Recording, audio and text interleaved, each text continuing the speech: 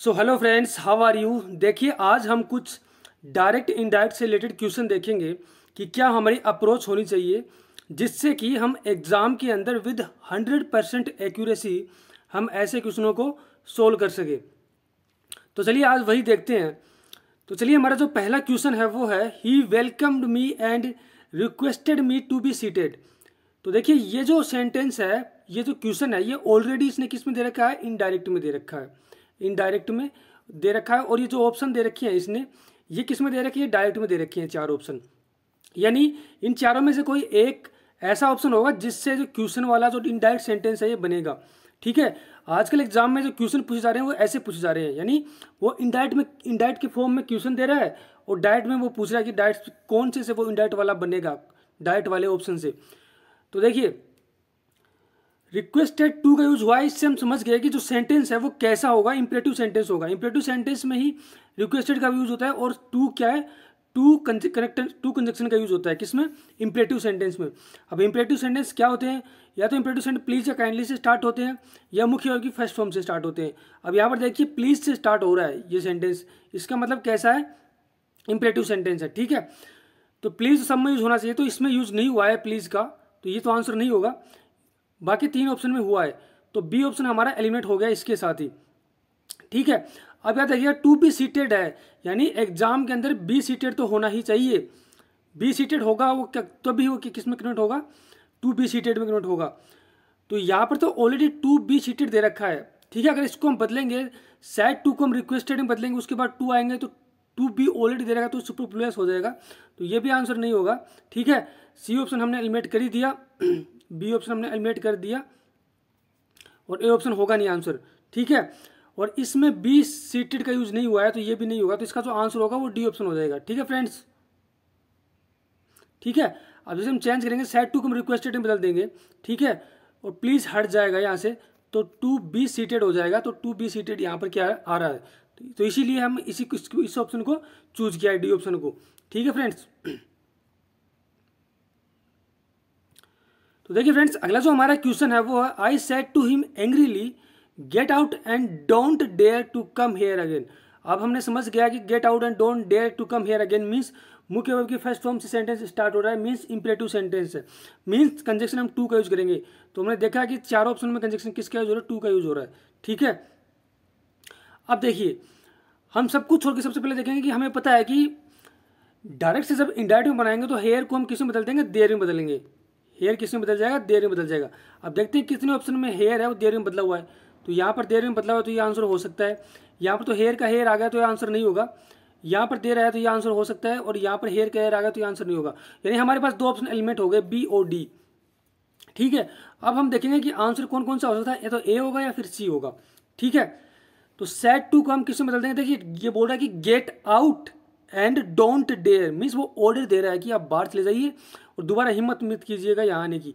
ठीक है, तो क्या कर रहा है? आदेश दे रहा है। तो सेट टू को हम ऑर्डर में बदल देंगे और कंजक्शन किसका यूज होगा? टू का यूज होगा। ठीक है, तो इसमें टू कंजक्शन का तो यूज कहीं हुआ ही नहीं है, तो ये आंसर वैसे भी एलिमिनेट हो गया।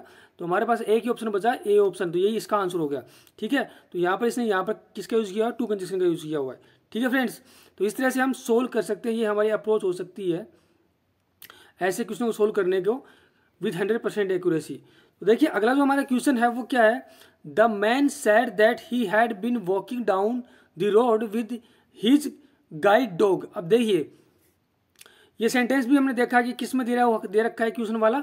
इनडायरेक्ट में दे रखा है, और ऑप्शन किस में दे रखी है? डायरेक्ट में दे रखी है। तो इन चार में से कोई एक ऐसा ऑप्शन होगा जिससे ये वाला बनेगा, तो वो कौन सा होगा यही हमें देखना है। ठीक है, अब हम देखेंगे, सबसे पहले हम टेंस देखेंगे। He had been walking down, यानी प्रेजेंट, यानी पास्ट परफेक्ट कंटिन्यूअस का यूज हुआ है। पास्ट परफेक्ट कंटिन्यूअस डायरेक्ट से इनडायरेक्ट में कब बदलेगा? जब इनडायरेक्ट में कौन सा सेंटेंस होगा? कौन सा सेंटेंस होगा? पास्ट कंटिन्यू टेंस होगा। ठीक है, पास्ट कंटिन्यू टेंस होगा तभी वो किस में बदलेगा? पास्ट परफेक्ट कंटिन्यू टेंस में बदलेगा। तो यहाँ पर पास्ट कौन सा टेंस है? पास्ट कंटिन्यू टेंस है। यहाँ पर तो V2 का जो है सिंपल पास्ट टेंस है, ये आंसर नहीं होगा। यहाँ पर प्रेजेंट कंटिन्यू टेंस है तो ये भी इसका आंसर नहीं होगा, और यहाँ पर भी पास्ट कंटिन्यू टेंस है तो ये आंसर हो सकता है। यानी जो इसका आंसर होगा वो क्या हो सकता है? ए और सी ऑप्शन इसका आंसर हो सकता है। ए और सी ऑप्शन इसका आंसर हो सकता है। अब ए और सी में से कौन सा होगा ये हमें देखना है। ठीक है, तो इसके लिए हम क्या करेंगे, तो द मैन सेड दैट, आई किस में चेंज होगा, द मैन के अनुसार चेंज होगा तो किस में बदल जाएगा, ही में बदल जाएगा। तो यहाँ पर ही आया हुआ, he had been walking down the road with his guide dog. तो यहाँ पर भी आई का जो आई ये भी इसमें चेंज होगा तो ही में बदलेगा, तो ये भी सही है। तो इसका जो आंसर होगा वो देखिए सी ऑप्शन इसका आंसर हो जाएगा फ्रेंड्स। ठीक है, सी ऑप्शन कैसे इसका आंसर हो जाएगा, क्योंकि आई है वो द मैन के अनुसार किस में बदल जाएगा, ही में बदल जाएगा। ठीक है, तो यही क्या हो जाएगा, इसका आंसर हो जाएगा। और यहाँ पर तो देखिए वैसे भी गलत है, ही के बाद कभी वर नहीं आता है, ही के बाद हमेशा वाज आता है। ठीक है, तो ये सेंटेंस तो वैसे भी गलत कर रखा है इसने, तो इसका जो आंसर होगा वो सी ही होगा। ठीक है,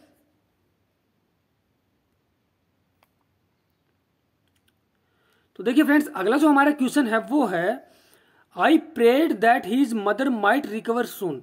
ठीक है, तो ये सेंटेंस कैसा है, ऑप्टेटिव सेंटेंस है। कैसे पता चला, क्योंकि हमें पता है, हम हमेशा बोलते हैं may God bless you, may you live long. तो ऐसे जो सेंटेंस होते हैं वो सारे कैसे होते हैं, ऑप्टेटिव सेंटेंस होते हैं। ऑप्टेटिव सेंटेंस में जो सेड होता है, सेड टू को हम प्रेड में बदलते हैं, विस्ट में बदल देते हैं। ठीक है, तो यहाँ पर प्रेड का यूज हुआ है, मीन्स कैसा है, ऑप्टेटिव सेंटेंस है।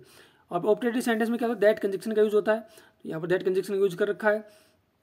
अब देखिए प्रेड का यूज हुआ है, मीन्स पास्ट टेंस तो होना ही चाहिए किसमें, डायरेक्ट के अंदर। तो इसमें तो प्रेजेंट टेंस का यूज हुआ है, से किसके आप बता रहे हैं, से मीन्स प्रेजेंट टेंस का यूज हुआ, तो प्रेजेंट टेंस तो आंसर होगा ही नहीं। तो बाकी बी, सी और डी में से कोई एक आंसर होगा। अब देखिए मे होगा तभी तो माइट में बदलेगा, तो इसमें मे का यूज हुआ है, इसमें मे का यूज यहाँ हुआ है, और इसमें माइट का यूज हुआ है, तो ये भी आंसर नहीं होगा। तो आंसर जो होगा वो बी और सी में से ही होगा अब। ठीक है, अब देखिए ऑप्टेटिव सेंटेंस क्या होते हैं, ऑप्टेटिव सेंटेंस में क्या होता है, जो मॉडल होंगे वो पहले यूज होंगे किसके, सब्जेक्ट के। अब देखिए योर मदर में, ठीक है, तो ये सेंटेंस ऐसे यूज होगा। लेकिन यहाँ पर देखिए योर मदर के बाद मे का यूज हो रहा है, तो ऐसा नहीं होगा। ऑप्टेटिव सेंटेंस के पहले, ऑप्टेटिव सेंटेंस में क्या होगा, जो मॉडल होगा वो पहले यूज होगा किसके, सब्जेक्ट के। तो इसमें द योर मदर क्या है, सब्जेक्ट, इसके पहले किसका यूज हो रहा है, मॉडल का यूज हो रहा है, तो यही इसका आंसर हो जाएगा। ठीक है, तो यही क्या होगा, इसका आंसर होगा। तो देखिए फ्रेंड्स अगला जो हमारा क्वेश्चन है वो है the principal says hard work is the key to success. ठीक है, अब सेंटेंस किसमें, डायरेक्ट में है, और इनडायरेक्ट में हमें 4 ऑप्शन दिए हुए हैं। अब देखिए हमने सेंटेंस देखा कि hard work is the key to success. अब हम देख के समझ गए कि सेज का यूज हुआ है, मीन्स प्रेजेंट टेंस का यूज हुआ है। प्रेजेंट टेंस में हम क्या करते हैं, जो रिपोर्टेड स्पीच है इसके टेंस में कोई परिवर्तन नहीं करते हैं। ठीक है, सेज के बाद अगर टू होता तो हम इसको टेल में बदल देते, लेकिन टू नहीं है तो सेज ऐसे कैसे आ जाएगा। तो द प्रिंसिपल सेज दैट, ये होगा, सेड तो बदलेगा नहीं, द प्रिंसिपल सेज दैट, तो बी ऑप्शन नहीं होगा। बाकी हमारे पास तीन ऑप्शन बच सके, ए सी और डी में से कोई भी इसका आंसर हो सकता है। अब एक चीज याद रखिएगा, hard work is the key to success, means ये क्या यूनिवर्सल तथ्य है। इसका मतलब क्या होगा कि ये हार्ड वर्क आप करोगे तो उससे सफलता आपको मिलेगी ही मिलेगी। तो ये तो फैक्ट है, हार्ड वर्क अगर हम करेंगे तभी तो हमें सफलता मिलेगी। तो ये यूनिवर्सल ट्रूथ सत्य है। इसमें क्या होगा, ऐसा का ऐसा आ जाए, इसमें कोई चेंजमेंट नहीं होगा। तो कौन से ऑप्शन में ऐसा का ऐसा यूज हुआ है, इसमें हुआ है, इसमें नहीं हुआ है, इसमें भी टेंस में चेंज कर रखा है, टेंस में चेंज नहीं होगा, और इसमें भी नहीं कर रखा।